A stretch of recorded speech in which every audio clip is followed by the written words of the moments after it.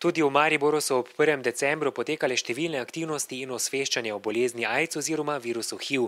Nekateri so o HIV-u precej dobro obveščeni, drugi nekoliko manj. Kako se prenaša, mogoče če veste to? Ja, prenaša se pač s spolnostjo, z nezaščiteno spolnostjo. Še kako? S krvjo. Vem, kako se prenaša, drugače druga pa ne. Pa znaki bolezni mogoče? To ne bi vedela. To ste me dobili zdaj.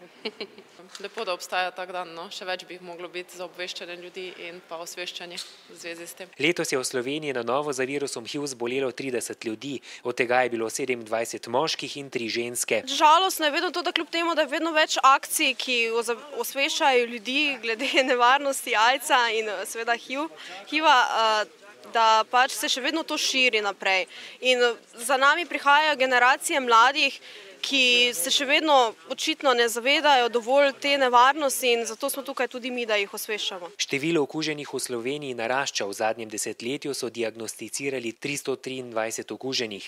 Umrlo je 28 bolnikov. Kot pravi Barbaričeva, je težava v tem, da s spolnostjo začenjajo čedalje mlajši, ki niso dovolj obveščeni. Na srečo v Sloveniji res ni toliko okužb z virusom HIV, med uporabniki živalcev nedovoljenih drog pa od leta 2001 sploh ni nobenega evidentiranega. Tako da to pripisujemo tudi izvajanju naših programov zmanjševanja škode na področju drog, da uporabljajo sterilni material, da so tudi informirani o tveganem iniciranju in da se ne izpostavljajo nevarnostim, ki jih prinaša iniciranje drog. Da bi bili študenti o nevarnosti virusa HIV bolje obveščeni, so predstavniki ŠOUM-a delili kondome na fakultetah po celi Sloveniji. Razdelilo se je, mislim, da vse skupaj 6000 kondomov, tako da upam, da bomo s tem pomagali k boju proti AIDS-u med študenti. Testiranja na morebitne okužbe s HIV-om potekajo v mariborskem kliničnem centru in sicer v ponedeljkih na kliniki za infekcijske bolezni in vročinska stanja